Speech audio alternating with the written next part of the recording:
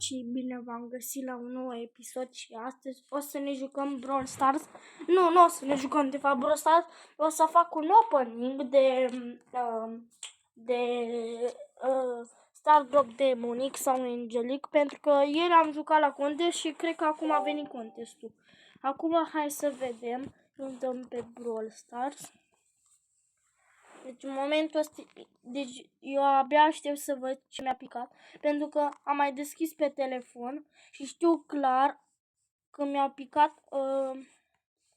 picat un demonic, skin demonic pe Ems. Uitați, contest over. Ia să văd. 7 demonic. Sau angelic. Hai, tot demonic. Deci așa, primul, deja bine, al doilea, bine, al treilea, nimic, al patrulea, nimic, al cincilea, nimic, al șaselea, nimic și al șaptelea, nimic. Ok, și știu că mai am pe un cont, cred că pe, nu știu sigur dacă mai am pe încă un cont. Hai. Deci eu vreau numai demonic. Da, am jucat și pe astea. Ia câte din astea. Doar 10. Tot demonic. Primul nimic. Al doilea... Nu pot să cred. Bă, du-te, ne pică ceva să văd. Ce ne pică? 1000 de blinguri, pe bune. Hai, următorul. Nu pot... nu. Nu am că ne pică. 1500 de blinguri? Hai mă, pe bune.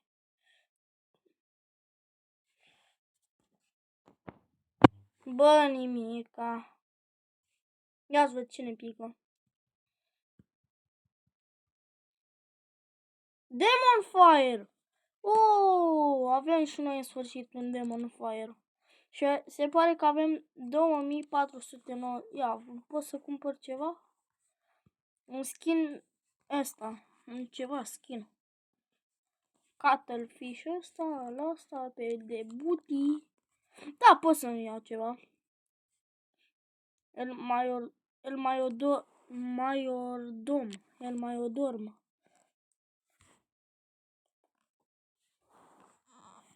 Maiordomo. Wow. Crampuseș, nu. Mi-aș lua Necobea, dar nu știu dacă e bun.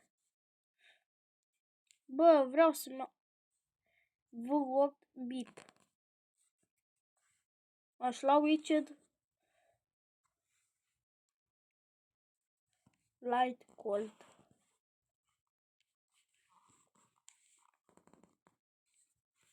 Bă, nu prea vreau să cheltui ceva până acum. Sincer, ce-aș vrea ar fi ăsta sau celălalt. Bă, sincer, e mai șmecher ăsta decât ăsta. Nu știu, parcă e mai tare. Dar nu știu, cred că mai am pe încă un cont. Ia stai. Dar de data asta cred că aș vrea să deschid pe telefon. Da, bebe, sper că v-a plăcut acest episod. Băgați și voi like și un subscribe și ne vedem data viitoare. Pa, pa!